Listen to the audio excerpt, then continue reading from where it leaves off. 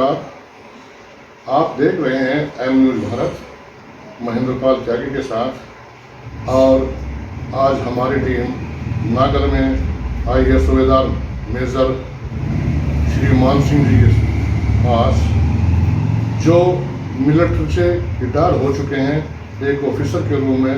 हम उनसे बात करना चाहेंगे और आज का मुद्दा हमारा मेन मुद्दा ये भी होगा कि यानी जो मोदी जी ने, माननीय मोदी जी ने भर्तियां निकाली हैं मिलिट्री के लिए, जिसमें 4 साल बाद या 4 साल के उपरांत उन्हें रिटायर कर दिया जाएगा और 25% कोटा उसमें से रखा जाएगा। इसके बारे में हम इनसे बात करते हैं, इसके बारे में क्या कहना चाहेंगे। एम न्यूज़ भारत में आपका स्वागत है। धन्यवाद। आप अपने बारे में बताइए थोड़ा सा। मैं आर्मी में 30 साल 23 दिन में हुई और कारगिल युद्ध के बाद 31 जुलाई 2000 को रिटायर हुआ। 30 साल 23 दिन सर्विस कर में मैंने बहुत कुछ किया, बहुत कुछ देखा, बहुत एक्सपीरियंस पाया फौज में। और मुझे जहाँ तक मेरा एक्सपीरियंस है आर्मी का, मुझे आर्मी से अच्छी कोई नौकरी नहीं लगी। आर्मी में मैं कोर सिग्नल में ऑपरेटर था और ऑपरेटर में भी मैंने दिल्ली में प्राइज लिए हैं। बेस्ट ऑपरेटर के प्राइज भी लिए, कंप्यूटर का प्राइज भी है मेरे पास।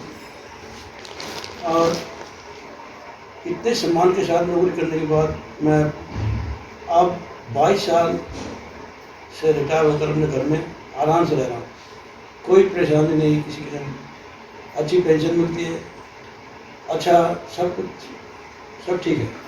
ठीक है, अभी बताया सूबेदार मेजर मान सिंह जी ने कि मैं मिलिट्री में 30 साल 23 दिन नौकरी की है और यह मेरा सौभाग्य रहा है कि कारगिल युद्ध भी मैंने देखा और उसमें सक्रिय होने का मौका भी मिला। अब ये रिटायर हो चुके हैं।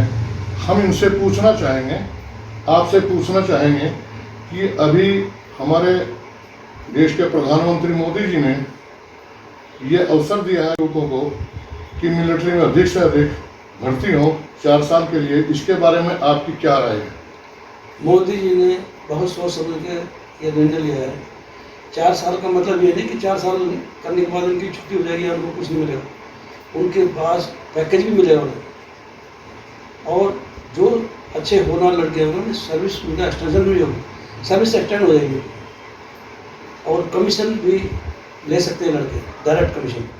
अभी इन्होंने बताया कि जो अच्छे पढ़े लिखे बच्चे हैं और मेहनती बच्चे हैं, परिश्रमी बच्चे हैं, वो कमीशन भी ले सकते हैं।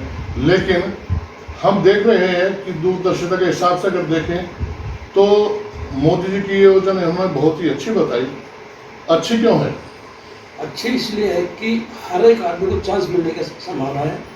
ये जो आदमी बिल्कुल ही निकम्मे होंगे वो 4 साल के बाद वो तो अपने घर बैठेंगे ही बैठेंगे। रिटायरमेंट के बाद क्या 4 साल के बाद में उन्होंने ये भी कहा है कि 4 साल के बाद में उनको कुछ पैसा भी मिलेगा, और यानी 12 लाख रुपए के करीब, 24 लाख रुपये, और उसके साथ साथ और भी फंड्स वगैरह हैं, वो 24 लाख रुपए करीब इनको दिया जाएगा। जो गरीब माँ बाप के बच्चे हैं, जिनके माता पिता एक साथ अपने बच्चों को इकट्ठा पैसा नहीं दे सकते, तो वे स्वरोजगार भी कर सकते हैं। इसलिए ये योजना और भी अच्छी है। तो इस बारे में और इसके अलावा कौन सी विशेषता आपको दिखाई दी? सबसे बड़ी विशेषता यह है कि जिस आदमी को 24 लाख रुपए 24 लाख रुपए 4 साल में मिल जा रहे हैं, वो 20 लाख रुपए फिक्स डिपॉजिट करके अपना 4 लाख में घर का काम चला सकता है। और जब भी उसको ज़रूरत होगी आर्मी में भी जा सकता है, BSF में जा सकता है, CRPF में जा सकता है, किसी भी फोर्स में जा सकता है। उसको उसके लिए अगर वो कामयाब है, वो फिट फॉर है। अग्निपथ का योजना के द्वारा जो अग्निवीर बनेगा, इन्होंने बताया कि वह किसी भी फोर्स में, हर फोर्स में, यानी एक सिपाही से लेकर दरोगा और SSP तक का रैंक मिल सकता है यदि वो परिश्रमी है। और इसके साथ साथ ये बता BSF है और भी यानी CRPF हमारी फोर्स है, CRPF है, उनमें भी उसको प्रेफरेंस दिया जाएगा। और ये योजना बहुत ही अच्छी है, तो इसमें अधिक से अधिक लोगों को भाग लेना चाहिए। अच्छा सुबेदार साहब, आप एक बात बताइए और भी बोलिए। कि लोग इसका विरोध कर रहे हैं चारों तरफ, ये क्या कर रहे हैं, इसका क्यों विरोध कर रहे हैं? जो लोग कम समझदार हैं, जो इसके बारे में नहीं जान पाए हैं अच्छी तरह से, और कुछ लोगों का काम है पॉलिटिक्स करना, चाहे प्रधानमंत्री अच्छा भी काम कर रहा है तो भी उसे बुराई बताओगे, और उनकी राजनीति चमकाने का से मतलब और कुछ नहीं। हाँ, ये इन्होंने कहा, बहुत ही अच्छी बात बताई इन्होंने कि कुछ लोग दिमाग से ही एक तैयार रहते हैं कि हमें विरोध करना है, पार्टी कोई सी भी हो या कैसे भी हो, उनको तो विरोध करना है। तो ये बता कि योजना बहुत अच्छी है, लेकिन उनको तो अपनी राजनीति चमकानी है। कोई भी हो, चाहे विपक्ष, तो उनको तो अपनी राजनीति चमकाने से मतलब है। योजना अच्छी है, और इसके साथ साथ जैसा आपने देखा होगा मेजर साहब कि चारों तरफ युवा लोग जो मिलिट्री में भर्ती होने वाले भी नहीं हैं, वो इस लायक भी नहीं हैं, वो गाड़ियों में आग लगा रहे हैं और सरकारी संपत्ति को नुकसान पहुंचा रहे हैं, इस आंदोलन कर रहे हैं। इस बारे में आपकी क्या राय है? इस बारे में मेरी यह राय है कि वो बच्चे किसी के बहकावे में ना आए, और अगर उनकी आग लगाते हुए या गवर्नमेंट प्रॉपर्टी को नुकसान पहुंचाते हैं, उनके फोटो बजाते हैं या उनको पुलिस पकड़ लेती है, तो उनका फिर फ्यूचर ऑटोमेटिकली खराब हो जाएगा, उनको फिर सर्विस मिलने का सवाल नहीं पैदा होता। नहीं, वो तो बात है ही मेजर साहब कि वो जो थे ऑटोमेटिक वाकई उनका फ्यूचर खराब हो जाएगा, लेकिन आंदोलन जो कर रहे हैं, आंदोलन का तरीका कोई तरीका होता होगा, क्या ये तरीका उनका ठीक है? ये बिल्कुल गलत तरीका है। आंदोलन कोई भी हो शांतिपूर्वक होना चाहिए, शांत बैठकर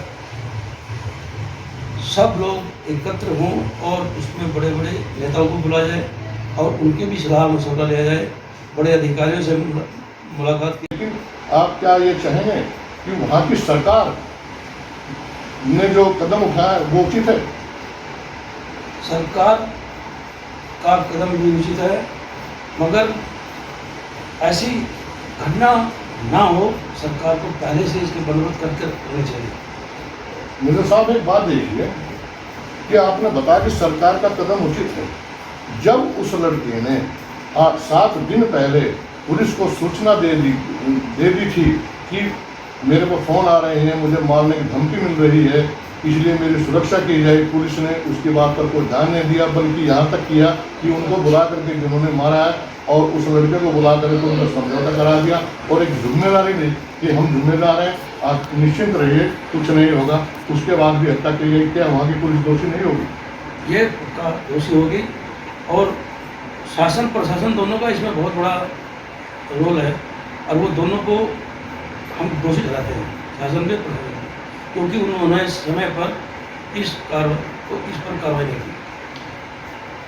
घटना हुई और घटना के साथ साथ लोगों का आक्रोश सड़कों पर फूटा, और इसके साथ साथ दिल्ली गेट पर जब लोग पहुंचे, वो निहत्थे थे, वो शांतिपूर्वक आंदोलन कर रहे थे, लेकिन उसके बाद भी उनको पथराव हुआ।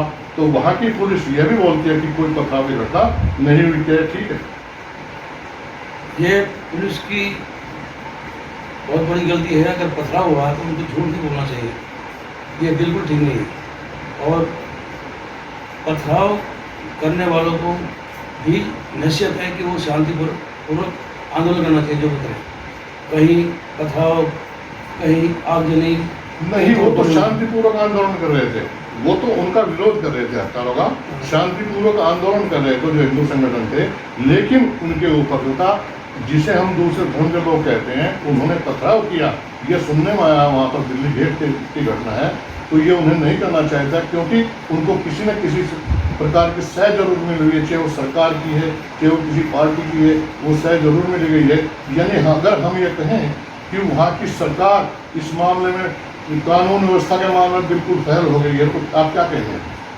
बिल्कुल आप सही कह रहे हैं, और सरकार को इस को अच्छे ढंग से अपने शासन प्रशासन दोनों मिलकर भी इसको सुधारना चाहिए था, अगर सरकार काम को नहीं सही करे। यानी वहाँ की व्यवस्था सुचारू, कानून व्यवस्था सुचारू होनी चाहिए।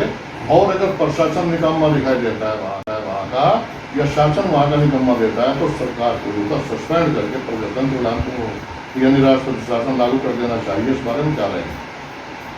इस बारे में राष्ट्रपति शासन ये स्टेट गवर्नमेंट तो लगा नहीं सकती, राष्ट्रपति शासन तो राष्ट्रपति लगा सकता है।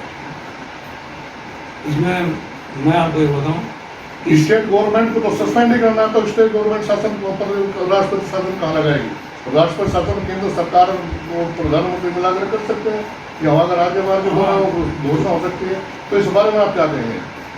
ये राष्ट्रपति शासन प्रधानमंत्री और राष्ट्रपति मिलकर दोनों लगा सकते हैं और केंद्र सरकार को बर्खास्त कर सकते हैं, स्टेट गवर्नमेंट को बर्खास्त कर सकते हैं। हाँ, अभी इन्होंने बताया कि ऐसा होना चाहिए। यदि वहाँ की कानून व्यवस्था सुचारू नहीं होती तो दिन प्रतिदिन ऐसी घटनाएं होती रहेंगी।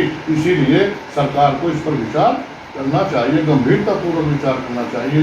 आप देख रहे थे एम न्यूज़ भारत, महेंद्र पाल त्यागी और अनिल कुमार के साथ। धन्यवाद, आपका बहुत बहुत शुक्रिया। धन्यवाद मेजर साहब, आपका भी बहुत बहुत धन्यवाद।